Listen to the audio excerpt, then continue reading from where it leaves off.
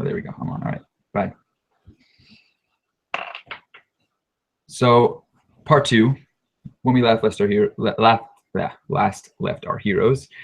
So we're talking about how the angel, Esav's angel, had come to fight. Why did this whole situation start? Why did this whole situation start? Esav's angel said, Yaakov doesn't deserve these brachot. He stole them from his brother, right? So I'm gonna go get him, and I'm gonna fight him, and I'm gonna beat him, because he can't be that good of a guy, obviously.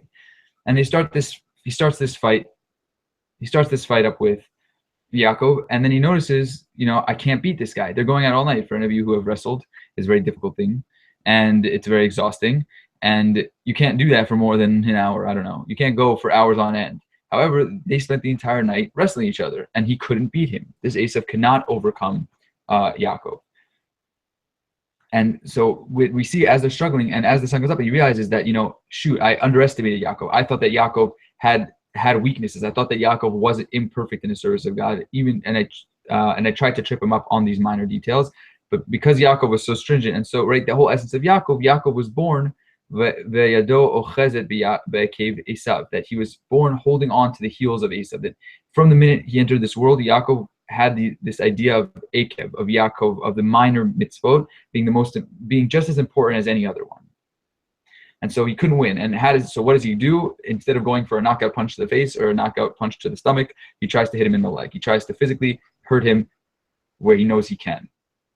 And he knows that even if he can't trip up Yaakov, at least he can cause him harm and try and get him to fall in those regards. So we see we have a better understanding of what this portion of the Torah is talking about. Okay, what is this divine wrestling match? This wrestling match is the scene, is the setting for the lifelong struggle between not just Yaakov and Esav, the good and evil, the Satan versus our Yetzer Tov, our good inclination, but it's also this duality of Yisroel and Yaakov, of attention to detail, of the minor mitzvot, of the little things that people tend to gloss over, and the idea of Yisrael, of Am Yisrael, Eretz Yisrael, the bigger, the big things that we are all very comfortable with and know that we can handle. So we're gonna okay. As we said in this week's, I don't know what got cut up from the last video, what's in this video, but like we said, it was mentioned in this week's in the WhatsApp group, in the Torah Show WhatsApp group, that there's a mission that says one mitzvah leads to another mitzvah and one avera leads to another avera. The message that we can take out of this week's parsha, I think, and the message that we should walk away with is that a mitzvah leads to a mitzvah and an avera leads to another avera.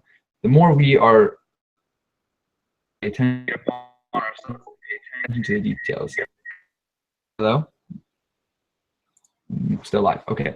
The moment that we take it upon to pay attention to the minor details of mitzvot, we will start becoming more complete with who we are and with our service to God. I hope you all have Shabbat Shalom.